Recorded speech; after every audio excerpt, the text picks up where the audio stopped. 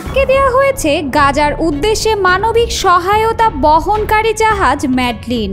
আন্তর্জাতিক অলাভজনক সংস্থা ফ্রিডম ফ্লোটিলা কোয়ালিশন এফএফসি পরিচালিত এই ত্রাণবাহী জাহাজকে গাজায় ভিড়তে দেয়নি ইসরায়েল।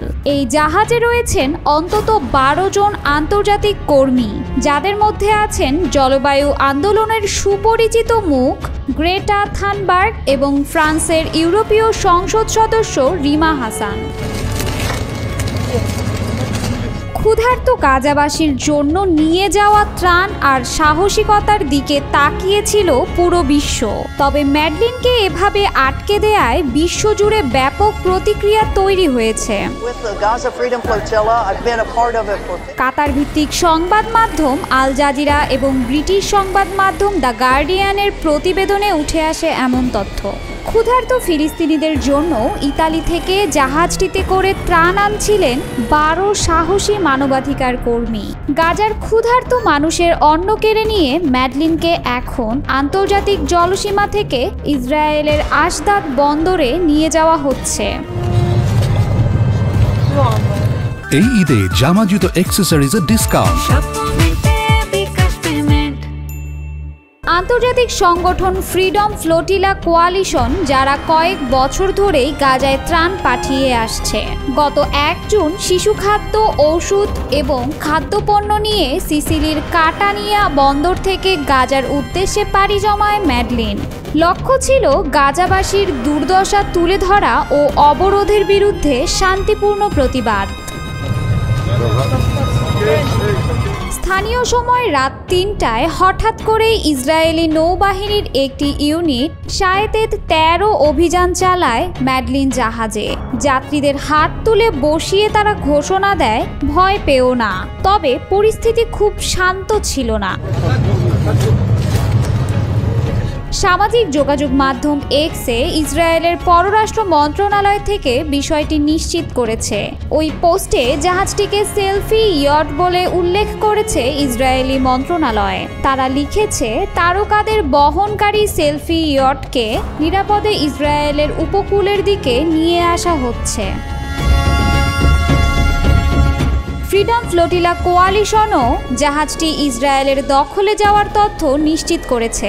তারা বার্তা আদান প্রদানের অ্যাপ টেলিগ্রামে লিখেছে, জাহাজের সঙ্গে তাদের সব ধরনের যোগাযোগ বন্ধ করে দিয়েছে ইসরায়েলি বাহিনী। এছাড়া টেলিগ্রামে একটি ছবি পোস্ট করা হয়েছে, সেখানে ত্রাণ দিতে যাওয়া মানবাধিকার কর্মীদের হাত ওপরের দিকে তুলে বসে থাকতে দেখা গেছে।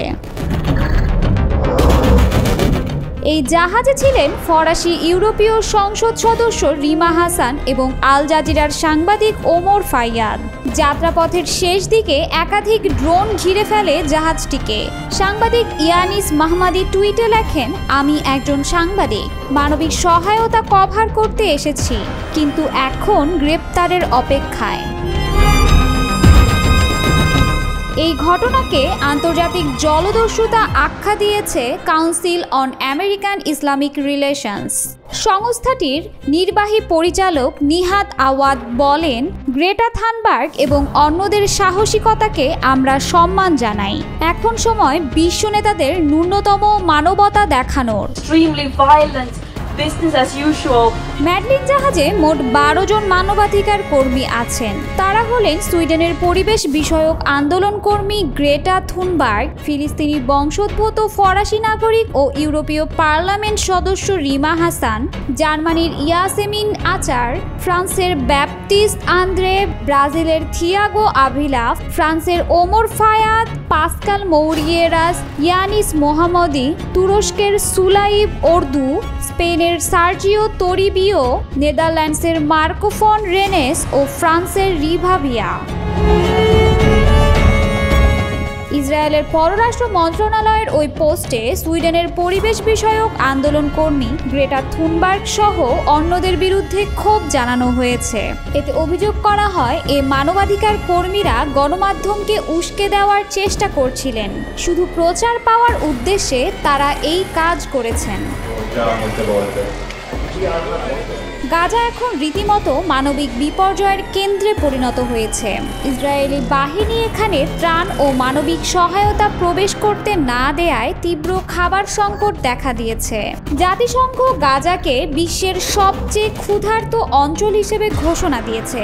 মে মাসে অবরোধ কিছুটা শিথিল হলেও খাদ্য পৌঁছেছে খুবই সীমিত পরিসরে। এরই মধ্যে ত্রাণ কেন্দ্রের আশেপাশে ইসরায়েলি গুলিতে প্রাণ গেছে 110 জনের, আহত হাজারেরও বেশি। ইসরায়েল ও যুক্তরাষ্ট্র সমর্থিত গাজা হিউম্যানিটারিয়ান ফাউন্ডেশন বিতরণ কেন্দ্র স্থাপন করলেও তা নিয়ে উঠেছে প্রশ্ন। জাতিসংঘ এই সংস্থার নিরপেক্ষতা নিয়ে সন্দেহ প্রকাশ করে সরে দাঁড়িয়েছে। গাজার সিভিল ডিফেন্স জানিয়েছে জিএইচএফ এর বিতরণ কেন্দ্র ঘিরেই সবচেয়ে বেশি প্রাণহানি ঘটেছে। ঘটনার পরই ফ্রান্স, অস্ট্রেলিয়া, কুইন্সল্যান্ড এবং নিউ সাউথ ওয়েলসে শুরু হয় প্রতিবাদ। ফ্রান্সের রাজনীতিবিদ ও সাধারণ মানুষ রিমা হাসানের মুক্তির দাবি জানিয়েছেন।